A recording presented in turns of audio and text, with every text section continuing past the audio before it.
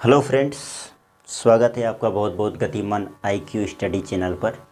और कैसे हैं आप लोग। तो आज के एपिसोड में यानी आज की वीडियो में हम यहाँ पे साइंस के 500 एमसीक्यू जो आपको करा रहे हैं सीरीज वाइज, उसके प्रश्न लेकर आए हैं। और ये प्रश्न बहुत ही इम्पोर्टेंट है। देखिए, आप किसी भी एग्ज़ाम की तैयारी करिए, आप ग्रुप डी की तैयारी करिए, आप एनटीपीसी की तैयारी करिए, आप एसएससी की तैयारी करिए, आप किसी भी स्टेट पीसीएस की प्रीलिमिनरी एग्ज़ाम जब तक पास नहीं करेंगे तब तक मेंस नहीं देंगे, उसकी तैयारी करिए। आप किसी भी स्टेट की पीएसआई पुलिस सब इंस्पेक्टर उसकी तैयारी करिए। कहीं एसआई भी बोलते हैं, सब इंस्पेक्टर एक ही बात है। तो इन सभी एग्ज़ामों के अंदर एसएससी हो, स्टाफ सिलेक्शन कमीशन, वहाँ की तैयारी करिए। सभी जगह पे लगभग साइंस के क्वेश्चन आते हैं। किसी किसी स्टेट में जो सब इंस्पेक्टर का एग्ज़ाम होता है तो उनके सिलेबस में साइंस नहीं है, किसी किसी स्टेट में। लेकिन अगर देखा जाए यूपी और ये बिहार, वहाँ साइंस के क्वेश्चन पूछे जाते हैं। और तो मैं ये कहना चाह रहा हूँ कि ये साइंस का एक बहुत बड़ा फैक्टर है, बहुत बड़ा योगदान है जो आपके एग्ज़ाम के लिए बहुत ही ज़रूरी है। और आज के बहुत ही जो क्वेश्चन आ रहे हैं एग्ज़ाम के अंदर, ज़बरदस्त क्वेश्चन तरीके से पूछे जा रहे हैं। अब वो पहले की तरह इजी क्वेश्चन नहीं आते इतने। तो मैं आपके लिए ऐसे ही प्रश्नों को ढूंढ के और सेलेक्टिव पोर्शन चेक करके और फिर वहाँ से क्वेश्चन लेकर आता हूँ।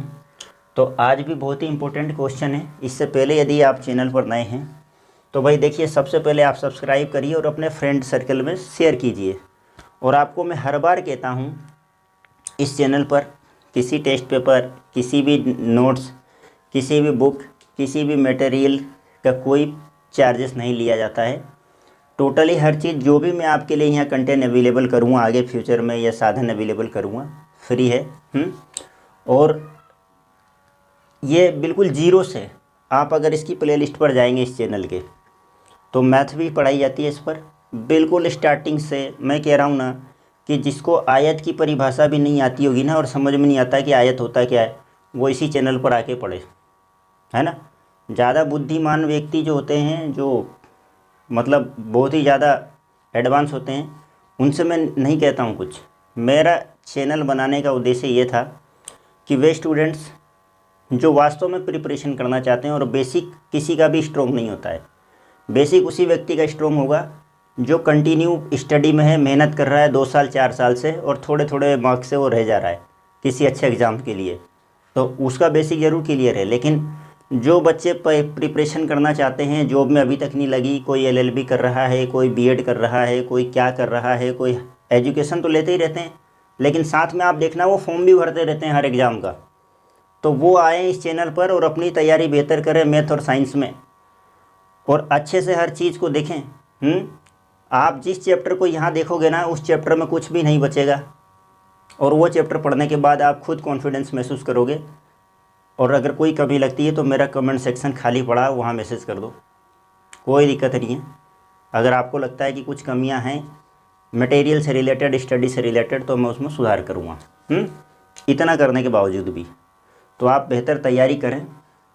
और आइए अब हम चलते हैं हमारे प्रश्नों की ओर, हैं एमसीक्यूज़ की ओर। तो पहला जो क्वेश्चन है बहुत ही ज़्यादा इम्पोर्टेंट, ख़ास, बहुत ही ज़्यादा। देखो 91 नंबर का क्वेश्चन है आपका, वेरी इंपॉर्टेंट। स्वचालित इंजनों यानी ऑटोमेटिक इंजनों जो होते हैं में हिमरोधी के रूप में किस पदार्थ का प्रयोग किया जाता है। हिमरोधी यानी बर्फ़ जमने से रोका जाए, उनके पार्ट्सों में जो सीजनिंग आ जाती है, जो वाष्प बनती है, वैसे पदार्थों को हिमरोधी पदार्थों के रूप में, हिमरोधी के रूप में किस पदार्थ का प्रयोग किया जाता है। तो इसका आंसर रहेगा आपका एथिलीन ग्लाइकोल। याद रखना आप, वेरी इंपॉर्टेंट क्वेश्चन है ये। एथिलीन ग्लाइकोल का प्रयोग किया जाता है। किसका प्रयोग किया जाता है? एथिलीन ग्लाइकोल है।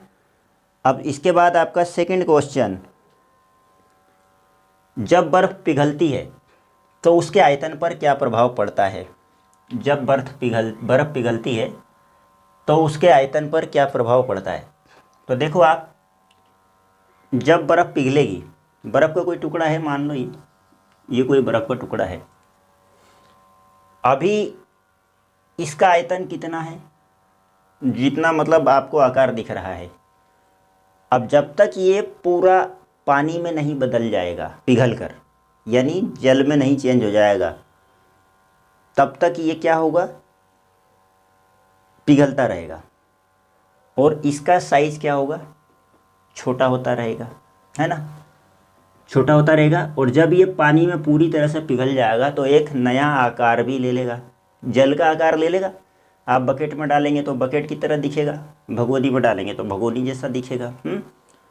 तो क्या होता है कि जब बर्फ़ पिघलती है तो उसका आयतन पर क्या प्रभाव पड़ता है, तो हमेशा पहले क्या होता है, घटता है, घटता है। ये आंसर रहेगा। मैं एकदम सटीक आंसर बता रहा हूँ आपको, और जो चीज़ समझाने के लायक होगी वो मैं पहले आपको समझाऊंगा, ठीक है। और जो चीज़ समझाने के लायक नहीं है वो मैं आपको सटीक आंसर बताता हुआ चलूँगा। एग्ज़ाम में आपको इसी तरह से क्वेश्चन मिलेंगे। ये क्वेश्चन बार बार रिपीट होता है कई एग्ज़ामों में, मैंने महसूस किया और देखा भी है। चाहे वो एनटीपीसी एग्ज़ाम में भी अभी आया है। इस बार के जो 6 फेज अभी तक हो चुके हैं, 7वां फेज स्टार्ट होने वाला है, उसमें ये क्वेश्चन पूछा गया है। अब मुझे ये मालूम नहीं है थोड़ा सा कि 5वें में पूछा गया था कि चौथे में पूछा गया था, लेकिन ये आया हुआ एग्ज़ाम में। असिस्टेंट लोको पायलट जिन्होंने ITI कर रखी है, टेक्नीशियन में कन्फर्म ये कहीं ना कहीं पूछ ही लेता है।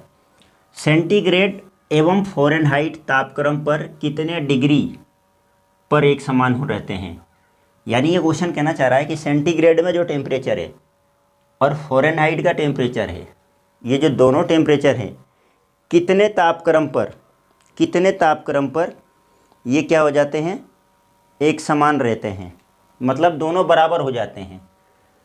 तो ये है -40 डिग्री सेंटीग्रेड पर, -40 डिग्री सेंटीग्रेड पर क्या होते हैं, ये एक समान होते हैं, ठीक है। ये आप अच्छे से याद रखना, इसको भूलना मत आप। -40 डिग्री सेंटीग्रेड है,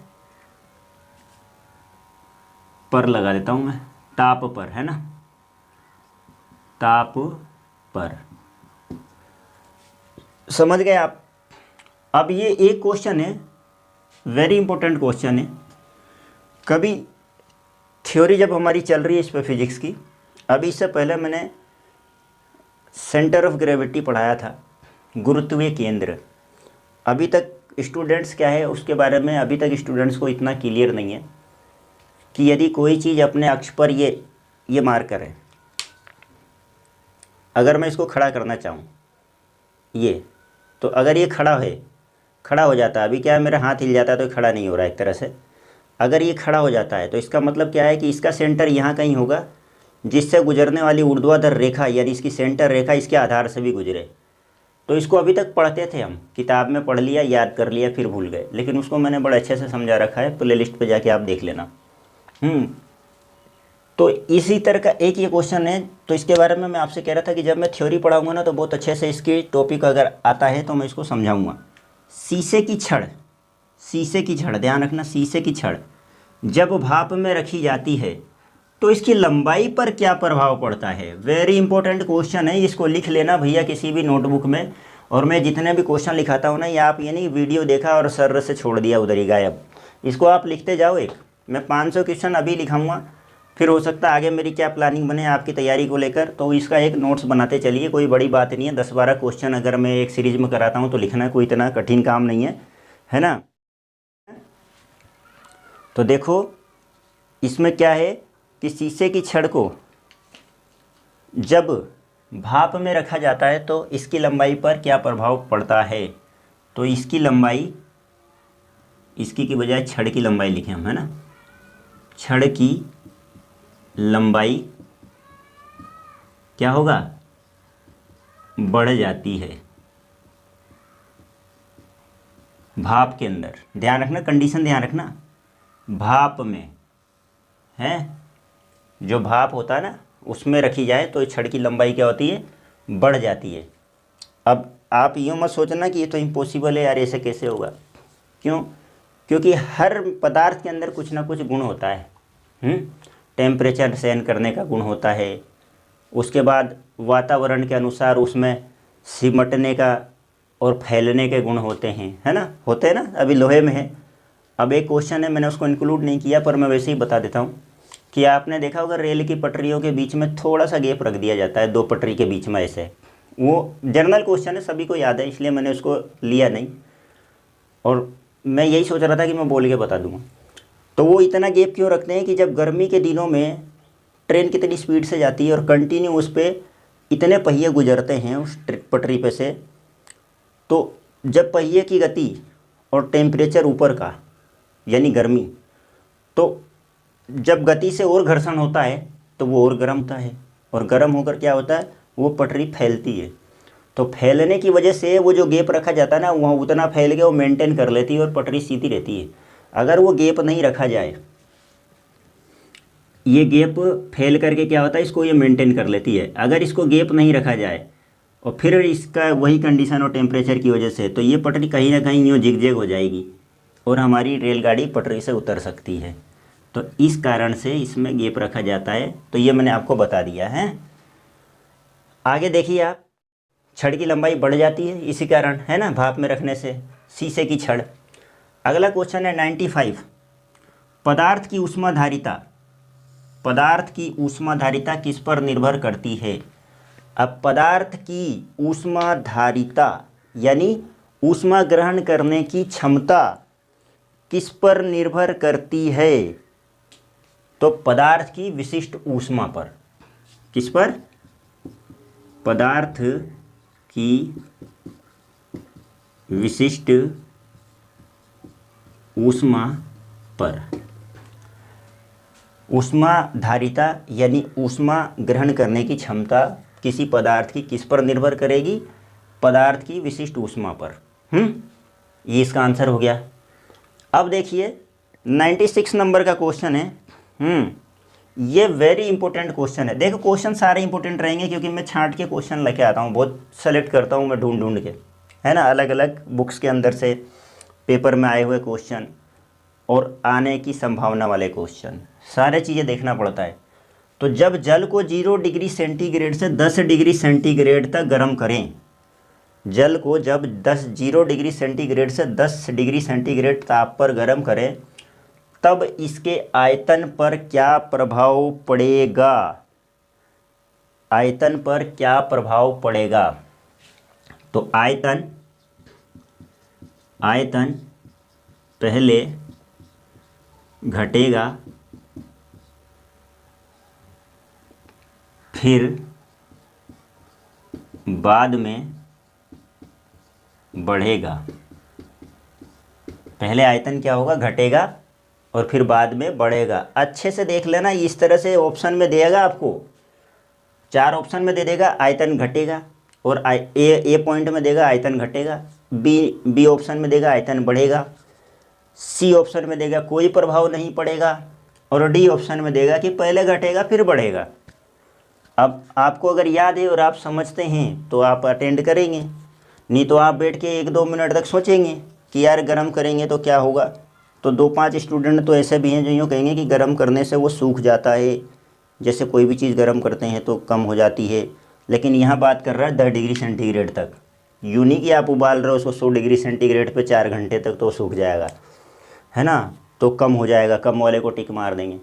तो हमको क्या करना है, हमको क्वेश्चंस को पहले देखना है और बिल्कुल पैनिक नहीं होना है एग्ज़ाम में। एग्ज़ाम में पैनिक नहीं होना है। एग्ज़ाम में क्या करते हैं स्टूडेंट्स, पूरा पेपर पढ़ने लग जाते हैं, कुछ क्वेश्चन आ रहे होते हैं तो खुश होने लग जाते हैं, तो खुशी में आधे भूल जाते हैं, और कुछ क्वेश्चन अगर टफ आ गए जो आ ही नहीं रहा तो यार ये तो हो ही नहीं रहा, ये तो हो ही नहीं रहा, तो डिप्रेस हो जाते हैं। दोनों कंडीशन मानसिकता ख़राब करती है। आप पेपर को कितने क्वेश्चन है सिर्फ ये देख लो, पेपर में कितने क्वेश्चन आए हुए हैं आपको पता भी रहता है चीज़। उसके बाद आराम से आप पहला क्वेश्चन पढ़ो, बिल्कुल फ्री माइंड होकर। आता है तो अटेंड करो, नहीं आता है तो उसको छोड़ दो, है ना। दूसरा क्वेश्चन देखो, टाइम मत बिगाड़ो उस पर। अगर 10 मिनट में क्वेश्चन सोल्व भी कर लिया तो कोई तीर नहीं मारा हमने, है ना। पता चला हमारा उस 10 मिनट में 5 क्वेश्चन हो जाते आगे। सेकंड ऑप्शन पे चले जाओ, सेकंड क्वेश्चन पे पढ़ो, आता है तो अटेंड करो, नहीं आता है तो उसको भी छोड़ दो। जब तक आप लास्ट तक ऐसा नहीं करते हुए चले जाते हो तब तक आपको कहीं टाइम वेस्ट नहीं करना है। आप पता चला पूरे क्वेश्चन आपने अटेंड किए, देखे, तो आपने अच्छे क्वेश्चन अटेंड कर लिए आगे जाके, तो परेशानी ख़त्म हो गई, है ना। और उस बीच में अगर आपके पास टाइम बच जाता है, और बचता ही है टाइम अगर आपकी प्रिपरेशन अच्छी है तो फिर आप उन क्वेश्चनों पर विचार करो जो छूटे थे आपके, कहीं अटक गए, या तो पूरा पढ़ लिया पेपर तो कंफ्यूज हो गए, टेंशन में आ गए कि यार ये कैसे होगा, ये तो आ ही नहीं रहा, ये तो आ ही नहीं रहा, तो उसमें क्या जो आता है वो भी नहीं आता है। और बीच में अगर हमने देख लिया है कि अरे वाह इजी क्वेश्चन है तो ज़्यादा खुश हो गए, तो ज़्यादा खुशी भी ख़राब हो जाती है ऐसे टाइम पे, है ना। इसलिए बिल्कुल पैनिक मत होना एग्ज़ाम में, फ्री माइंड बैठना, कोई सा भी एग्ज़ाम हो। अगला क्वेश्चन देखें ज़रा, दाब बढ़ाने पर जल के क्वथनांक पर क्या प्रभाव पड़ता है। अब क्वथनांक है, क्वथनांक जो है उस पर क्या प्रभाव पड़ेगा। यानी क्वथनांक बोले तो बॉइलिंग पॉइंट, है ना, गलनांक होता है मेल्टिंग पॉइंट। तो जल का क्वथनांक दाब बढ़ा दिया जाए तो क्वथनांक क्या होगा, बढ़ जाएगा, बढ़ जाएगा, क्वथनांक बढ़ जाएगा। दाब बढ़ा दे, अब प्रेशर कुकर में क्या होता है, दाब ही तो बढ़ाया जाता है ना, तो उसका बॉइलिंग पॉइंट बढ़ जाता है, खाना तुरंत बन जाता है ना। आते हैं धीरे से प्रेशर कुकर पे भी आने वाले हैं हम। गर्मी के दिनों में किस प्रकार के छाते का प्रयोग किया जाता है। बहुत शानदार क्वेश्चन है ना। अक्सर लोग काले छाते लेके घूमते हैं तो हम कह देंगे काले, बोल देंगे ना काले छाते का प्रयोग नहीं करते गर्मी के दिनों में, क्योंकि काली पदार्थ जो होता है, काला रंग होता है, वो अवशोषित करता है सूर्य की किरणों को और ज़्यादा गर्मी लगती है। लेकिन क्या है, मार्केट में अक्सर काले ही छाते बिकते हैं और अधिकांश लोग समझते नहीं हैं। जो देखो स्टडी कर रहे हैं, पढ़े लिखे, हमारे पुराने ज़माने में अगर पहले जाए हम 30 साल 40 साल पहले, या ज़्यादा नहीं इतने ही पहले चले जाए, या अभी भी बहुत से गाँव में देख लोगे आप जाके, तो सबके पास काला ही छाता मिलेगा, गर्मी में भी वो घूम रहा होगा तो, है ना। क्यों, क्योंकि जनरली बिकता वही है और रेंज में भी वही रहता है, लेकिन इस बात को समझते नहीं हैं। अभी अगर मैं आपसे कहूँ कि कपड़े किस तरह के पहनने चाहिए गर्मी में, तो आपने देखा हुआ जो वेल एजुकेटेड होते हैं, अच्छे समझदार और पढ़े लिखे लोग होते हैं, वो समझते हैं, तो वो क्या है, गर्मी के दिनों में वाइट कपड़े पहनते हैं, है ना। जिन्हें मालूम है, मेरा वेल से ये मतलब नहीं है कि बहुत पढ़ा लिखा आदमी समझेगा इसको, हर आदमी समझता है जो समझता है, मतलब यूँ नहीं कि अब हर आदमी समझते तो इस बात की प्रॉब्लम ही ख़त्म हो जाती है, क्वेश्चन ही नहीं बनता।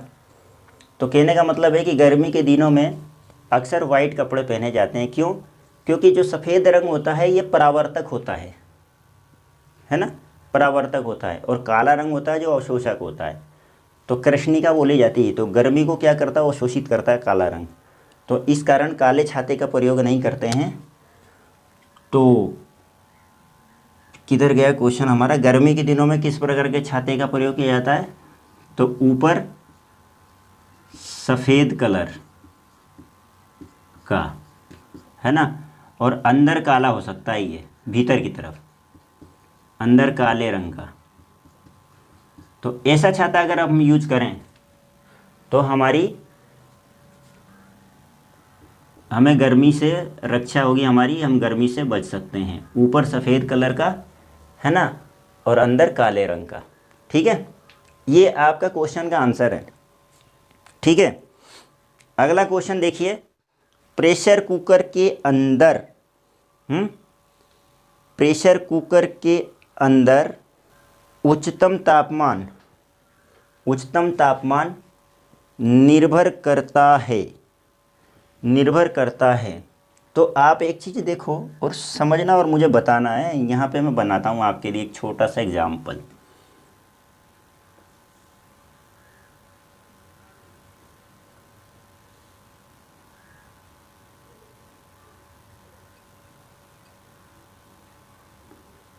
लगभग ऐसा ही होता है ना प्रेशर कुकर।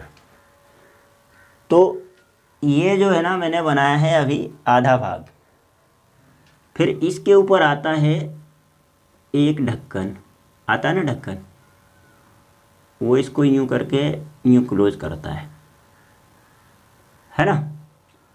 और इस ढक्कन के ऊपर रहता है एक वाल, देखा होगा आपने ऐसा वाल, और इस वाल के ऊपर रहती है एक सीटी ऐसी,